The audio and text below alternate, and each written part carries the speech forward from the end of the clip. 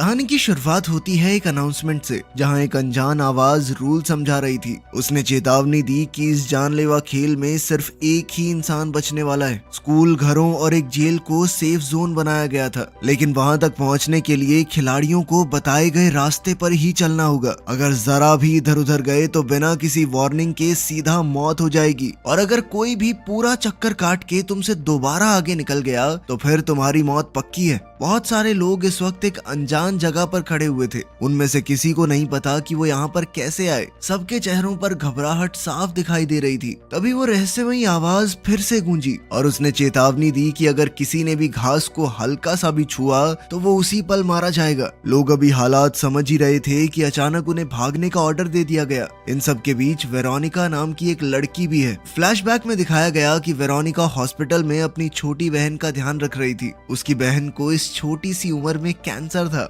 Veronica ने पूरी कोशिश की मजबूत बने रहने की, लेकिन अंदर ही अंदर वो पूरी तरह टूट चुकी थी। बदकिस्मती से कुछ ही वक्त बाद उसकी बहन की मौत हो गई और वेरोनिका की दुनिया एक बार फिर से बिखर गई। लेकिन उसकी जिंदगी में परेशानी खत्म नहीं हुई थी। जल्द ही वेरोनिका को पता चला कि उसे भी वही कैंसर है जिससे उसकी माँ और उसकी बहन की जान गई है। मगर वेरोनिका ने सोच लिया था कि मैं इस कैंसर के हाथों नहीं मरूंगी। वो लगातार अपनी मेडिसिन लेती रही, अच्छे से एक्सरसाइज करने लगी और अपने पूरे जीने के तरीके को बदल दिया, सिर्फ इस उम्मीद में कि शायद वो थोड़ा और लंबा जी पाए। फिर कई हफ्तों बाद जब वेरोनिका हॉस्पिटल चेकअप के लिए पहुंची, तब आखिरकार एक करिश्मा हुआ। डॉक्टर ने बताया कि उसका कैंसर पूरी तरह ठीक हो गया है। इतने समय बाद पहली बार वेरोनिका खुश नजर आई, लेकिन उसका ये सुकून भी कुछ ही पलों का था। जब वो घर लौट रही थी तो अचानक उसकी आंखों के सामने बहुत तेज रोशनी आई और देखते ही देखते उसके आसपास की पूरी दुनिया उस रोशनी में गायब हो गई। इसके बाद जब उसकी आंख खुली तो वेरोनिका इन सब लोगों के साथ यहाँ पर थी। वो बहुत डरी हुई थी, एकदम बाकी सब की तरह। अभी वो रहस्यमयी आवाज फिर से चिल्लाई कि भागो या मरो। इसी दौरान वेरोनिका ने डर और घबराहट में गलती से घास पर कदम रख दिया। उसी पल उसके शरीर में एक भयानक रिएक्शन शुरू हुआ। वेरोनिका चौंकते हुए अपने आप को देख ही रही थी कि अगले ही पल उसका सर धमाके से फट गया। ये खौफनाक मंजर देखते ही सब लोग डर के मारे चीखने लगे। अब उन्हें आखिरकार समझ आ चुका था कि ये कोई आम गेम नहीं है, बल्कि एक जानलेवा डेथ रेस है। बाकी सब ठीक है, वेरोनिका की किस्मत कितनी गंदी थी भाई, मुझे तो दया आ गई लड़की पे। इसके बाद ये खुलासा किया गया कि टोटल 80 लोग अचानक से यहाँ पर भेज दिए गए थे, बिना किसी वजह के। वेरोनिका का सर फटते हुए देखकर सब लोग बुरी तरह डर गए और उन्होंने जान बचाने के लिए भागना शुरू कर दिया। अब सिर्फ एक बूढ़ा आदमी पीछे रह गया था, क्योंकि वो ठीक से चल भी नहीं पा रहा था। इसी बीच हम एक बहरे लड़का लड़की को देखते हैं जो अपने हालात समझने की कोशिश कर रहे थे, लेकिन तभी अचानक से उन्हें एक आवाज सुनाई देने लगी। उनके लिए ये किसी करिश्मे से कम नहीं था, क्योंकि पहली बार जिंदगी में उन्हें कुछ सुनाई दे रहा था। वहीं भीड़ में एडी और जस्टिन नाम के दो दोस्त थे। वो भी बाकी सब की तरह घबराकर भाग ही रहे थे, ये सोचते हुए कि आखिर वो यहाँ पर आए कैसे। तभी वो रहस्यमयी आवाज हर एक मौत के बाद बचे हुए लोगों का नंबर अनाउंस करती रही। कुछ देर बाद उन दोनों की नजर एक आदमी पर पड़ी जो रेस से भागने की कोशिश कर रहा था, लेकिन जैसे ही वो रास्ते से हटा, अगले ही पल उसका सर भी धमाके से फट गया और अब जिंदा बचे लोगों की संख्या सिर्फ 72 रह गई। फिर कुछ देर बाद सब लोग एक खाली पड़ी जेल तक पहुंचे, जहां हर कोई एरोज से बने हुए रास्ते पर तेजी से भाग रहा था। इसी भागा दौड़ी में एक छोटी एशियन लड़की अचानक से सीढ़ियों से गिर गई। उसके पैर की हड्डी बुरी तरह से डिसलोकेट हो गई। दर्द के मारे वो चीखने लगी, जबकि उसका छोटा भाई लोगों से मदद की भीख मांग रहा था, लेकिन किसी ने रुक कर उनकी तरफ देखा तक नहीं। सिर्फ जस्टिन ही उनकी मदद करने के लिए आगे आया। वो और एडी मिलकर उस जख्मी लड़की को एक कमरे तक ले गए। दोनों भाई बहन बुरी तरह घबराए हुए थे और तब पता चला कि उन्हें इंग्लिश समझ ही नहीं आती। छोटा लड़का बार बार अपने माँ बाप के बारे में पूछ रहा था, जबकि लड़की समझाने की कोशिश कर रही थी कि मुझे हॉस्पिटल जाना जरूरी है। लेकिन एडी को लग रहा था कि बच्चों को साथ ले जाना नामुमकिन है। उसने जस्टिन से कहा कि भाई हमें इन्हें यहीं पर छोड़ना पड़ेगा, आगे बढ़ते रहना पड़ेगा हमें।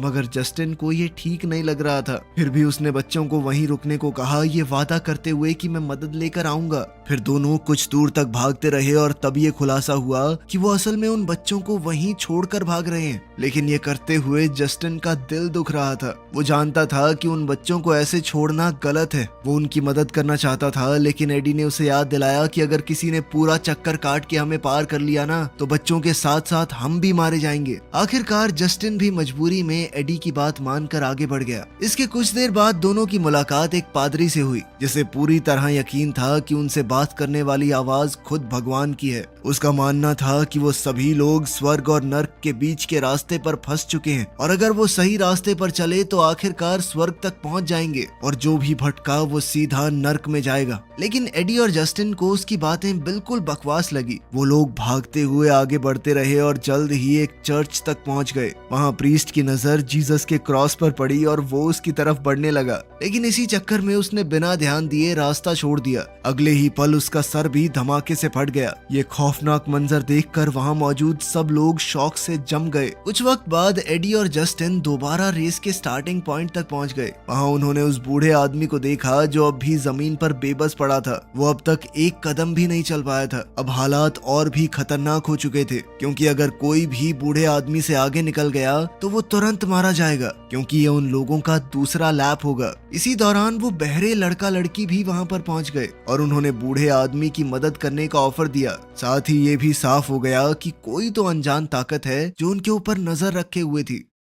इसके बाद उनका ग्रुप उस बूढ़े आदमी को घर के अंदर ले गया, जहां वो दूसरे लोगों को भी आगे बढ़ने से रोकने की कोशिश करने लगे। वो समझाने लगे कि अगर तुम आगे बढ़े तो ये अंकल मर जाएंगे। कुछ लोग सिचुएशन समझ गए या फिर वो इतने थक चुके थे कि वहीं रुकने को तैयार हो गए, लेकिन दूसरी तरफ कई लोग डर और पैनिक के मारे आगे बढ़ते रहना चाहते थे, क्योंकि उन्हें डर था कि अगर वो रुके तो उनका सर भी धमाके से फट जाएगा। और इस सब के बीच वो रहस्यमयी आवाज दोबारा से बोली, भागो या मरो। लेकिन जस्टिन हार मानने को तैयार नहीं था। वो सबको समझाने की कोशिश करता रहा कि अगर सब मिलकर काम करें तो शायद वो इस जानलेवा सिस्टम को हरा सकते हैं। इसके बाद जस्टिन ने बहरे लड़का लड़की से बात की और पूछा कि क्या उन्हें पता है वो यहाँ पर कैसे आए, लेकिन उनके पास कोई भी जवाब नहीं था। उन्हें सिर्फ इतना याद था कि जो भी लोग उस सड़क पर मौजूद थे सब लोग अचानक इस अनजान जगह पर टेलीपोर्ट हो गए। फिर थोड़ी देर बाद एक मुस्लिम आदमी नमाज पढ़ने लगा। ये देखते ही वहाँ मौजूद एक गुस्सैल औरत बुरी तरह भड़क गई। वो कहने लगी कि इन जैसे लोगों की वजह से ये सब कुछ हो रहा है। एडी ने उस औरत को शांत करने की कोशिश की, लेकिन बात जल्द ही बहसबाजी में बदल गई। गुस्से में वो औरत वहाँ से निकलकर दूसरे कमरे में चली गई। इसी बीच एक आदमी जिसने पीली जर्सी पहनी हुई थी एडी के पास आया। वो बहुत प्यार से भाई भाई करके बात करने लगा। उसने बताया कि मैं एक प्रोफेशनल साइकिलिस्ट हूँ जो पूरी दुनिया में जा जाकर कम्पीट करता था। मुझे समझ नहीं आ रहा कि मुझे इन सब लोगों के साथ यहाँ पर क्यों लाया गया है। एडी बड़े प्यार से उसे समझा रहा था, लेकिन पीली जर्सी वाले ने अचानक से एडी को जोरदार धक्का दे दिया और बिना एक भी सेकंड गवाए उसने दोबारा रेस में भागना शुरू कर दिया। उसके इस तरह आगे बढ़ते ही उस बूढ़े आदमी का सर अचानक से फट गया। तभी उस आवाज ने अनाउंस किया कि अब सिर्फ 58 लोग रह गए हैं। ये देखते ही जस्टिन का गुस्सा फूट पड़ा। वो तुरंत उस पीली जर्सी वाले के पीछे भागा, क्योंकि वो किसी भी हाल में उन दो बच्चों को मरने नहीं देना चाहता था। दूसरी तरफ वो भाई बहन समझ गए थे कि कोई उनकी मदद करने नहीं आने वाला। मजबूरन दोनों ने आगे बढ़ते रहने का फैसला किया, जबकि वो जख्मी लड़की बड़ी मुश्किल से चल पा रही थी। लेकिन कुछ ही देर बाद उनकी नजर जस्टिन पर पड़ी, जो उस येलो जर्सी वाले का पीछा कर रहा था। कुछ पल के लिए उन्होंने चैन की सांस ली, क्योंकि उन्हें लगा जस्टिन उन्हें बचाने के लिए वापस आ गया है। लेकिन बदकिस्मती से जस्टिन येलो जर्सी वाले को वक्त पर नहीं रोक पाया और उन दोनों का सर भी फट गया। बाद में थक हार कर जस्टिन ने एडी को सब कुछ बताया। वो बच्चों को छोड़ने के फैसले पर पछता रहा था। दूसरी तरफ वो पीली जर्सी वाला बिना किसी पछतावे के रेस में भाग रहा था। जहाँ जहाँ वो लोगों को पूरा लैप करके काटता गया, मौत का सिलसिला तेज हो गया। कुछ ही वक्त बाद उसकी मुलाकात एक प्रेग्नेंट औरत से हुई। न जाने कैसे इस बार वो पीली जर्सी वाला उससे आराम से बात करने लगा। उस औरत ने बताया कि मैंने अपने होने वाले बच्चे का नाम तक सोचा हुआ है। यहाँ तक कि उसने उसे अपना पेट छूने को भी कहा, ताकि उसे थोड़ी दया आए, वो महसूस कर पाए कि इस नई जान को जिंदा रखना होगा। एक पल के लिए हमें ऐसा लगा भी कि उस पीली जर्सी वाले के अंदर भी इंसानियत है, लेकिन ये एहसास ज्यादा देर तक टिक नहीं पाया। उसने औरत से माफी मांगी और कहा कि मैं तुम्हारी जान को अपनी से ऊपर नहीं रख सकता। फिर उसने ठंडी आवाज में कहा अलविदा और आगे बढ़ गया। ये सुनते ही वो बेचारी औरत डर के मारे उससे रुकने की भीख मांगने लगी, लेकिन येलो जर्सी बिना पीछे देखे आगे भाग गया। अगले ही पल उस औरत और उसके पेट में पल रहा बच्चा धमाके से फट गए। ये मंजर और भी ज्यादा खौफनाक था, क्योंकि इस बार सिर्फ एक नहीं बल्कि दो जिंदगियां एक साथ खत्म हो गई थी। वहीं दूसरी तरफ 3 आदमी लगातार भागते भागते पूरी तरह थक चुके थे। अब उन्होंने जिंदा रहने के लिए एक भयानक प्लान बनाया। उन्होंने मिलकर एक खिलाड़ी को तीरों की मदद से बेरहमी से मार डाला। इसके बाद वो एक दरवाजे के पास छुप कर बैठ गए और जैसे ही कोई इंसान वहां पहुंचता वो जानबूझकर उसे रास्ते से हटाकर घास पर धकेल देते और घास को छूते ही लोग उसी पल मरने लगते। धीरे धीरे पूरी रेस में हंगामा फैल गया। हर तरफ अफरा तफरी, चीखें और मौत का सिलसिला शुरू हो चुका था और उन तीनों का एक खौफनाक प्लान काफी असरदार भी था। वहीं दूसरी ओर कुछ वक्त बाद जस्टिन और एडी एक घर तक पहुंचे। एडी वॉशरूम जाने लगा और तभी जस्टिन की नजर एक आदमी की लाश पर पड़ी। ये देखते ही वो अंदर तक हिल गया। वो समझ गया कि यहाँ कोई और भी मौजूद है। जैसे ही जस्टिन चेक करने के लिए आगे बढ़ा तो एक किलर ने उसके गले में तीर घुसा दिया। अगले ही पल जस्टिन जमीन पर गिर पड़ा। अब सर्वाइवर्स की संख्या सिर्फ 27 रह गई थी। जब एडी ने अपने दोस्त की लाश देखी तो वो पूरी तरह से टूट गया। जस्टिन की मौत ने उसके अंदर बदले की आग भर दी थी। उन दोनों की दोस्ती कोई यूं ही कच्ची पक्की नहीं थी। अफगानिस्तान के साथ युद्ध के दौरान वो दोनों फौज में थे। एक धमाके में जब एडी की टांग उड़ गई तो जस्टिन ने अकेले पीछे रहकर उसे बचाया था। जस्टिन बहुत मुश्किल से उसे घसीट कर ले जा रहा था और आखिरकार दोनों एक गुफा तक पहुंचने में कामयाब हो गए। मौसम हद से ज्यादा ठंडा था, इसीलिए जिंदा रहने के लिए दोनों फौजी एक दूसरे से लिपट कर लेटे रहे। इसी दौरान उन्होंने पहली बार ढंग से एक दूसरे से जान पहचान की। एडी जस्टिन की अच्छाई देखकर हैरान था, क्योंकि अक्सर लोग किसी अनजान इंसान को उस हालत में छोड़कर चले जाते, लेकिन जस्टिन ने उसे मरने के लिए अकेला नहीं छोड़ा। इस घटना के कुछ साल बाद हम देखते हैं कि घर लौटने के बाद भी दोनों साथ थे। वो काफी अच्छे दोस्त बन चुके थे। जस्टिन अब स्पेशल बच्चों के लिए एक स्कूल चलाता था। एक दिन उसने एडी को स्कूल बुलाया ताकि वो बच्चों से मिल सके। जब एडी स्कूल में पहुंचा तब उसने उन अपाहिज बच्चों को अपनी कहानी सुनाई और उन्हें आगे बढ़ने की प्रेरणा दी। उसने बताया कि इंसान अगर हिम्मत न हारे तो वो कुछ भी हासिल कर सकता है। इसके बाद वो दोनों स्कूल से निकल गए। रास्ते में उनकी गाड़ी एक ट्रैफिक लाइट पर रुकी, जहां उनकी नजर एक बहरे लड़के लड़की पर पड़ी जो रोड पर थोड़ी रनिंग करने की फिराक में थे। वो दोनों भी इस रेस में मौजूद थे। तभी एक परेशान और गुस्से में दिख रही औरत अचानक से बहरी लड़की से टकरा गई। इस बात पर लड़की का दोस्त साइन लैंग्वेज में औरत को गालियां देने लगा। दूसरी तरफ एडी और जस्टिन बातें ही कर रहे थे कि तभी अचानक वहां उनकी आंखों के सामने तेज रोशनी छा गई और फिर वो इस रेस में पहुंच गए थे। अब एडी बहुत ज्यादा गुस्से में अपने दोस्त के कातिलों को ढूंढ रहा था। कुछ ही देर में उसकी मुलाकात उन्हीं 3 किलर्स से हुई जो लोगों को मार रहे थे। उनमें से 2 आदमी तुरंत एडी पर हमला करने भागे, लेकिन एडी कोई आम आदमी नहीं था। एक जांबाज फौजी होने की वजह से उसने अपने क्रचेस की मदद से ही दोनों को आसानी से गिरा दिया और बिना ज्यादा परेशानी के उन्हें मार डाला। बाद में एडी की नजर तीसरे आदमी पर पड़ी जो किसी और को मार रहा था। ये देखते ही एडी का गुस्सा काबू से बाहर हो गया। उसने तुरंत कांटों वाली तार उठाई और एक ही झटके में दोनों को मार डाला। जस्टिन की मौत का गुस्सा अब उसके अंदर जलती हुई आग के रूप में बदल चुका था। दूसरी तरफ बहरे लड़का लड़की की मुलाकात दोबारा से उस गुस्सैल औरत से हुई।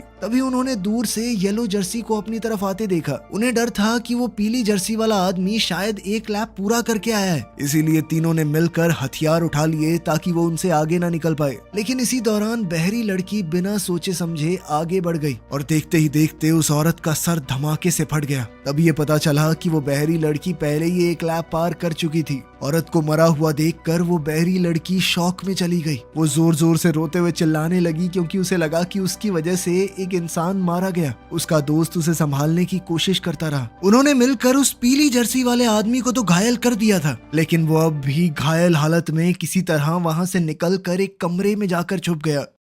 तभी उस रहस्यमयी आवाज ने ऐलान किया कि अब सिर्फ 17 लोग जिंदा बचे हैं। फिर कुछ वक्त बाद वो बहरी लड़की पूरी तरह पैनिक में चली गई। अपनी आंखों के सामने इतनी सारी मौतें देखने के बाद वो दिमाग से टूटने लगी थी। उसने साइन लैंग्वेज के जरिए उस अनजान रहस्यमयी आवाज से बात करने की कोशिश की और मरने से पहले सिर्फ एक बार म्यूजिक सुनने की भीख मांगी। ये पल काफी इमोशनल था क्योंकि जिस लड़की ने पूरी जिंदगी कोई आवाज तक नहीं सुनी, उसकी आखिरी ख्वाहिश थी कि एक बार मुझे गाना सुना दो। लेकिन तभी बहरे लड़के ने उसे समझाया कि हम दोनों मिलकर इस मुसीबत से बाहर निकल सकते हैं। उसकी बात सुनकर लड़की ने खुद को संभाला और फिर दोबारा हिम्मत जुटाकर रेस में आगे बढ़ने लगी। कुछ देर बाद दोनों आराम से बात करते हुए भागते रहे और आखिरकार एक चर्च तक पहुंच गए। तभी उस रहस्यमयी आवाज ने ऐलान किया कि अब सिर्फ 6 सर्वाइवर बचे हैं। इसी दौरान बहरे लड़के ने अचानक अपनी दोस्त को किस करने की कोशिश की, लेकिन अगले ही पल शर्मसार होकर वहां से भाग गया। थोड़ी देर बाद वो लड़की उसके पास आई और उसे शांति से समझाया कि वो उसे सिर्फ एक भाई की तरह देखती है। ये सुनकर लड़के को काफी बुरा महसूस हुआ, लेकिन फिर भी वो उसे दोबारा से किस करने की कोशिश करने लगा। अपने आप को ना रोकते हुए वो उसके साथ जबरदस्ती करने लगा, जिस वजह से वो लड़की डर कर वहाँ से भाग गई। वो आदमी भी उसके पीछे भागने लगा और दोनों जल्द ही एक घर तक जा पहुंचे, जहाँ उन्हें किसी और की मौजूदगी का एहसास हुआ। खतरे को देखते हुए दोनों ने आसपास के औजारों को हथियारों की तरह पकड़ लिया, लेकिन घर के अंदर कोई नहीं मिला। इसी गुस्से और निराशा के बीच उस लड़के ने अचानक अपनी ही दोस्त को जोर से मारकर बेहोश कर दिया। अगले ही पल वो उसके कपड़े उतारने लगा, लेकिन कुछ ही पलों में लड़की को होश आ गया। उसने तुरंत उसे जोर से धक्का दे दिया। अब वो गुस्से और शौक में उस पर चिल्लाने लगी। ये देखकर लड़के को अपनी गलती का एहसास हो गया और वो रोते हुए घर के बाहर भाग गया। लेकिन अब उस लड़की का गुस्सा आपे से बाहर हो गया था। वो गुस्से से भरकर उसके पीछे गई और उसे सीधा घास के बीच में धक्का दे दिया। अगले ही पल उस आदमी का सर धमाके से फट गया। ये देखते ही वो लड़की कमजोर पड़कर जमीन पर गिर गई और फूट फूट कर रोने लगी। इसी दौरान येलो जर्सी वहाँ से गुजर रहा था, लेकिन उसे लगा कि वो लड़की पहले ही मर चुकी है। वो धीरे धीरे आगे बढ़ने लगा, लेकिन अचानक लड़की ने पीछे से उस पर हमला कर दिया। वो किसी शैतान की तरह बार बार एक भारी औजार से येलो जर्सी पर वार करती रही और आखिरकार उसे बेरहमी से मार डाला। अब रहस्यमयी आवाज ने ऐलान किया कि सिर्फ 3 लोग जिंदा बचे हैं। ये सर्वाइवर थे वो लड़की, एडी और एक बेघर औरत। फिर ये खुलासा हुआ कि वो औरत अब तक सबसे छुपकर जिंदा बची हुई थी। कुछ ही देर बाद उसकी नजर बहरी लड़की पर पड़ी और वो तुरंत उसकी तरफ दौड़ पड़ी। अगले ही पल दोनों के बीच में खतरनाक चेज शुरू हो गई। अंत में उस औरत ने बहरी लड़की को पकड़कर नीचे गिरा दिया और कांच के तीखे टुकड़ों से उस पर हमला करने की कोशिश करने लगी। लेकिन उस औरत के हमला करने से पहले ही एडी वहां पहुंच गया और बिना समय गवाए उसकी गर्दन तोड़ डाली। ये देखते ही उस लड़की ने डर कर वहां से भागने की कोशिश की, लेकिन एडी ने उसे समझाया कि वो उसे नुकसान पहुंचाने नहीं आया। इसके बाद एडी उसे पास में लगे हुए एक बड़े पोल की तरफ ले गया, जहां कुछ अजीब क्रीचर्स की लाशें लटक रही थी। उन क्रीचर्स को देखकर दोनों को कुछ समझ नहीं आया। एडी ने लड़की से पूछा कि क्या उसे पता है ये चीजें आखिर थी क्या, लेकिन लड़की ने एक अजीबोगरीब थ्योरी दी। उसका मानना था कि शायद ये एंजल्स हैं, किसी ने इन्हें टॉर्चर करके यहाँ लटका दिया था। अब तक दोनों को बिल्कुल समझ नहीं आ रहा था कि उनके साथ आखिर हो क्या रहा है। लेकिन इसी कंफ्यूजन के बीच लड़की ने अचानक एडी को घास में धक्का देने की कोशिश की, लेकिन तभी एक अनएक्सपेक्टेड चीज हुई। क्योंकि एडी क्रचेस का इस्तेमाल करता था, इसीलिए उसके पैर घास को छू ही नहीं पाए। इसी वजह से वो बच गया। ये देखते ही लड़की डर के मारे वहाँ से भागने लगी, लेकिन एडी ने अपने क्रचेस की मदद से उसे गिरा दिया। अगले ही पल एडी उसका गला दबाने लगा और कुछ ही पलों में लड़की की मौत हो गई। अब इस खौफनाक गेम का सिर्फ एक ही सर्वाइवर बचा था, वो था एडी। तभी वो रहस्यमयी आवाज एक बार फिर से सुनाई दी और उसने एडी को विनर होने पर बधाई दी। अंत में थक कर एडी ने जोर से पूछा कि तुम हो कौन, कहाँ पर हूँ मैं? तब आवाज ने खुलासा किया कि वो सराहिद नाम की एक स्पीशीज है और एडी इस वक्त उनके इंसानी एरिना में मौजूद है। फिर कुछ वक्त बाद एडी की आंख खुली और आवाज ने दोबारा उसे विजेता बनने पर बधाई दी। उसने बताया कि कोई भी इंसान पहले कभी इस जानलेवा खेल में बच नहीं पाया, लेकिन एडी ने साबित कर दिया कि वो बिना लड़े मरने वालों में से नहीं था। इसके बाद आवाज ने एडी को इंतजार करने को कहा जब तक दूसरी दुनिया का विजेता तैयार न हो जाए, तब तक एडी आराम कर सकता है। लेकिन साथ ही आवाज ने उसे चेतावनी भी दी कि उसके आखिरी लड़ाई जीतने के चांसेस बहुत कम हैं। और यही कहानी में एक धमाकेदार खुलासा हुआ। पता चलता है कि एक एलियन स्पीशीज पूरी गैलेक्सी से लोगों को अगवा कर रही थी और उन्हें इस जानलेवा रेस में डालकर दुनिया से सिर्फ एक ही सर्वाइवर को चुनती थी, ताकि बाद में उनके बीच एक इंटरगैलेक्टिक युद्ध करवाया जा सके। ये सच जानने के बाद एडी ने परेशान और निराश होकर खुद को मारने की कोशिश की। उसने जानबूझकर घास पर कदम रखा, लेकिन इस बार कुछ नहीं हुआ। फिर एडी आसपास के पहाड़ों पर चढ़ने लगा, लेकिन ऊपर पहुंचते ही उसकी आंखों में डर सा छा गया क्योंकि वो धरती पर था ही नहीं, वो तो किसी और ही प्लेनेट पर मौजूद था। कुछ वक्त बाद एडी उन टावर्स की तरफ गया जहां एलियंस की लाशें लटकी हुई थी। तभी अचानक से वही आंखें चौंधिया देने वाली सफेद रोशनी दोबारा सामने आई और अगले ही पल एडी एक बिल्कुल नई जगह पर टेलीपोर्ट हो गया। अब उस रहस्यमयी आवाज ने उसे नए रूल समझाने शुरू किए। उसने चेतावनी दी कि अगर एडी ने जमीन पर बनी हुई इन वेन्स को छुआ या फिर आसमान में बनी फेंस को तो वो तुरंत मर जाएगा। उसके पास जिंदा रहने का सिर्फ एक ही ऑप्शन है और वो था जीतना। कुछ ही पल बाद एक बहुत बड़ी स्पेसशिप वहां आ पहुंची और उसके अंदर से एक बहुत बड़ा एलियन क्रीचर बाहर निकला। तब खुलासा होता है कि वही एडी का फाइनल अपोनेंट है। अब एडी के पास लड़ने के अलावा कोई और चारा नहीं था। उसने अपनी गर्दन चटकाई और आखिरी मुकाबले के लिए तैयार हो गया। अब वो जीतेगा या हारेगा ये तुम लोग कमेंट्स में बता सकते हो क्योंकि कहानी में तो आगे दिखाया नहीं गया। मिलते हैं अगली वीडियो में।